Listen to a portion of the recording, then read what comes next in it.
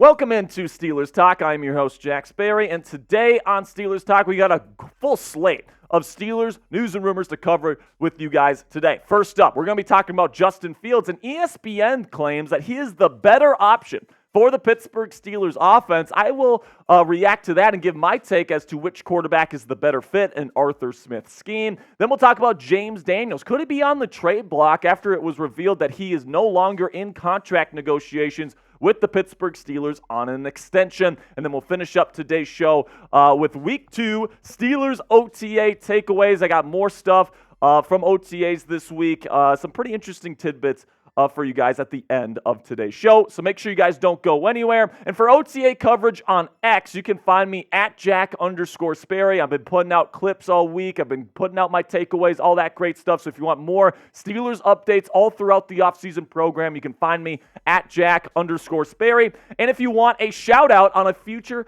Steelers Talk video, next Monday's show, I'm going to be giving a shout out to everybody that gives me a follow on X. So again, I'm at Jack_Sperry. If you're on Twitter, you want extra Steelers content on there, go ahead and give me a follow right now. So today's top story here, ESPN. Multiple ESPN analysts went on the air in the last couple of days here to claim that Justin Fields, not Russell Wilson, is the better fit for Arthur Smith's offense heading into the 2024 season. We start with Bill Barnwell from ESPN, who said this about Fields. Smith's offenses have worked best when he has had a mobile quarterback such as Ryan Tannehill and Marcus Mariota to help create numbers advantages in the run game. That would point more towards Justin Fields being the better option. And then Louis Riddick, who also works at ESPN, former Pitt Panther, by the way, had this to say about Fields and his fit in Artie Smith's offense. This offense is tailor-made for exactly what Fields needs, I believe, to take his game to another level.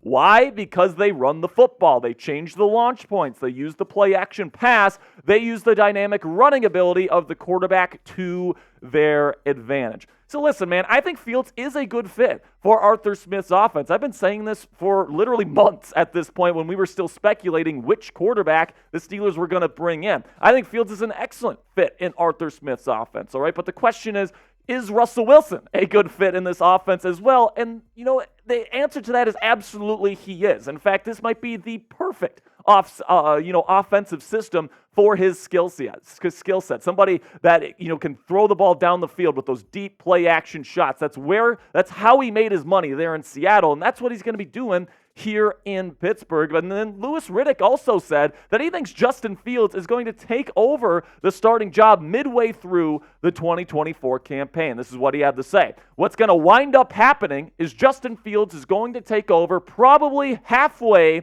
through the season. Now, guys, I do think that this is possible, but that means the Steelers have to struggle, all right? So if you're somebody that wants to see Justin Fields on the field in 2024, that means that Russell Wilson either needs to get hurt or the Steelers need to struggle for about, 6 to 7 to 8 weeks before they eventually pull the plug on Russ and they go to Justin Fields. And if you're starting the season out, 2-5 or, 1-6, God forbid, and you're going to Fields, and you got that gauntlet at the end of the season, I just don't think that there's any way the Pittsburgh Steelers can rally and make the postseason. So if Justin Fields is being named the starter midway through the season, that means this season is utterly a failure. I mean, plain and simply, all right? So Russ, it really does seem that this team is getting behind Russell Wilson. Tom Pelissero said so today on the Rich Eisen show. His connections in Pittsburgh have been saying it's Russ's job until he loses it. That's definitely the feeling I'm getting from the things I'm hearing in that building, and that's what I've been saying since they traded for Fields. This is Russell Wilson's job. They got him first. They got Fields because they got a good deal for him, right? And he's an excellent backup quarterback option, but Russell Wilson is the guy they wanted. He was the guy they went out and got in free agency this year, and it's going to be his job until he loses it. And I think we've covered it on the show here. I think he's going to play well, and I think this team is going to be a playoff team with Russell Wilson under center. Now let me know down there in the comment section, who's the better fit in Arthur Smith's offense? Type RW for Russell Wilson or type JF if you think Justin Fields is the better fit. This is going to be the pinned comment on today's show. So YouTube's going to throw you an ad break here in just a couple of seconds. When that happens, take advantage of that time by answering today's pinned question. Speaking of Russell Wilson, there was a report that came out from the Athletics' Nick Cosmiter, I hope I'm saying that right, by the way, who says that Denver's offense is further along this year with guys like Zach Wilson, Bo Nix, and Jarrett Stidham than it was with Russell Wilson as their quarterback last year in Sean Payton's first year as the Broncos head coach. This is what Nick had to say on X. One clear takeaway from OTAs is the offense is far further along than it was at this point last year. Mims among players who comfort in the system is discernible. The first half of these OTAs has gone really good, Sean Payton said. I mean really good. I told them that. So listen, guys, 2 points on this because some people are overreacting saying, oh, Russell Wilson can't comprehend an offense and stuff like that. 2 things, guys. Number one, Sean Payton, it's his second year in Denver, not his first, all right? Whenever you have a new offense coming in, this is what we're doing with the Steelers right now. You're implementing new things, and it takes a while before everyone really gets a feel for the system.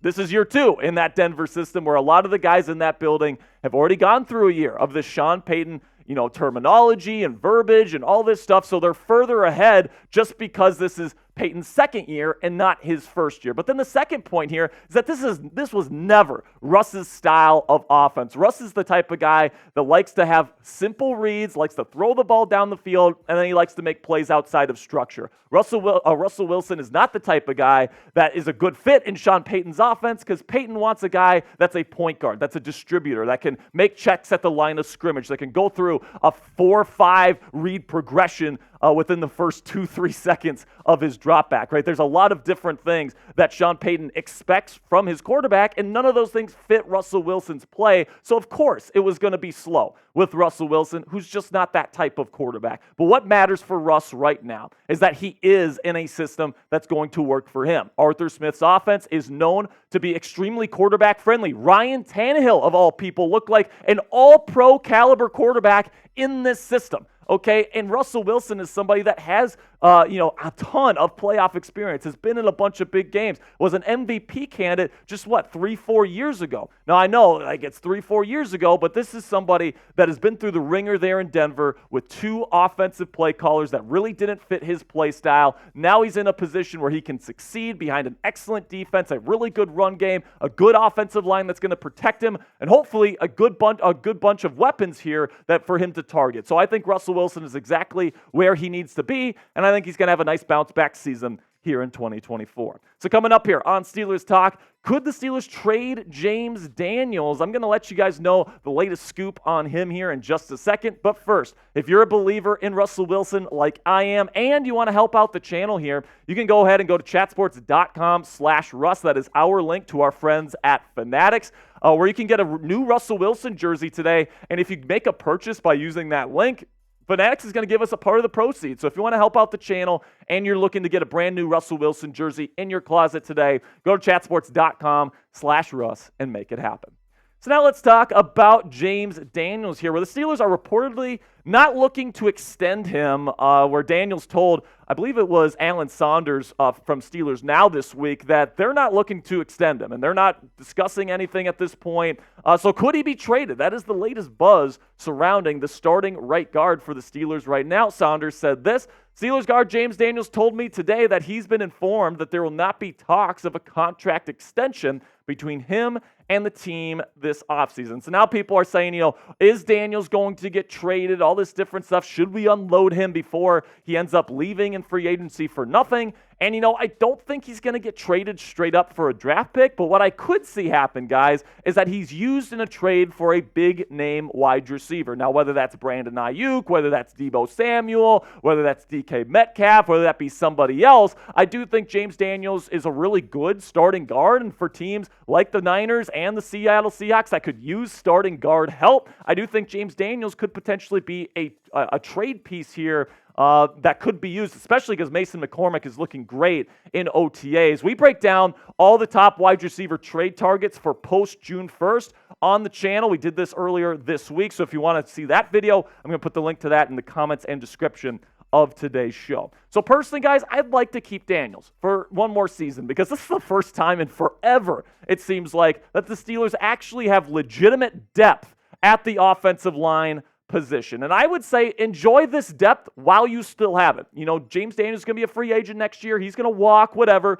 But, you have Mason McCormick as somebody that can sit behind for a little bit, learn the ropes. And, the reports coming out of camp is that McCormick's looking really good. But, having him as like a legitimate, backup option, because we know injuries are going to happen, right? Sayamalu, Frazier, and Daniels are the expected starters on the offensive line right now. And if one of those guys goes down with an injury, it's going to be really nice to have McCormick as a backup option instead of trading Daniels away. And then you're stuck with what?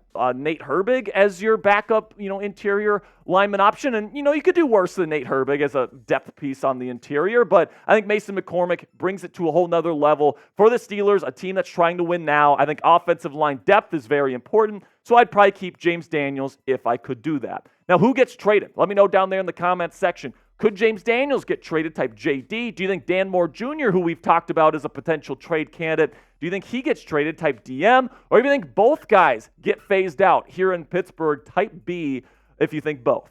Now, before I go here, I do have some more OTA takeaways from you guys. It's been a while since I've given you some of my notes from Steelers OTA practices here. So I got 5 more notes here to give you guys. And the first one is that Troy Fautano is looking a lot better than when he was at rookie minicamp and in his first week at OTAs. It was kind of a rough week, his first week, but then he played so well in the second week that he even got first-team reps. Okay, so Fautano, who is a loser on my winners and losers list, from week 1 of OTAs, I think you can move him over to the winners camp right now because the athleticism is really jumping off the charts there. It just looks different than everybody else, including Broderick Jones on the offensive line. He is a special athlete, and that's jumping off the practice field when you watch it. And then also, speaking of the offensive line and a rookie, Mason McCormick looks awesome, man. We've been talking about it on the show. He looks powerful, man. Like this guy, he was just a straight-up mauler last year at South Dakota State, and everybody was like, yeah, but that's against like terrible competition. Of course he's going to dominate, but like he's dominating in these practices, right? And it's not like they're really like putting on pads and, going up one-on-one, mano-a-mano against the defensive line just yet, but in the sled drills, all these different things, the punch and the power that he provides in these drills, it's just different than everybody else that's in the lineup for the Steelers.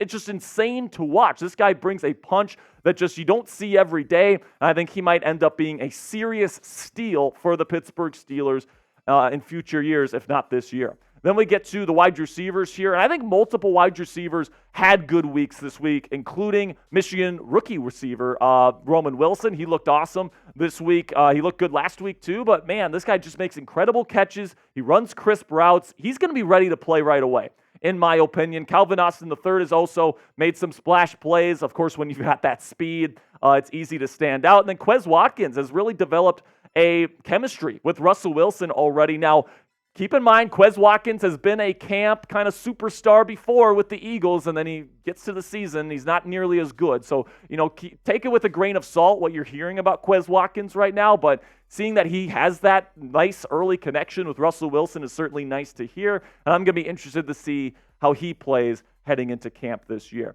Then talking about guys that have really stood out this week, Keeanu Benton was unbelievable in drills this week. The guy moves at 310 pounds in ways that guys that are 310 pounds shouldn't be able to move. And he moves with ferocity and, just a desire that you just don't see in the rest of the guys in the building, especially because Cam Hayward is not in the building right now. So he's really established himself as the leader of the interior of the defensive line grouping with Cam Hayward out of the building here. And I definitely think this interior of the Pittsburgh defensive line and pass rush is going to be in good hands no matter when Cam Hayward eventually leaves the Steelers. Then my final takeaway here is I'm starting to get excited for Darnell Washington, man. Like we talked about Mason McCormick being powerful. This guy brings a similar type of punch as a tight end, and having essentially an extra lineman on the field here is going to do wonders for this Steelers run game this year. I just think, it's going to provide the Steelers a numbers advantage in terms of blocking, which is just absolutely massive.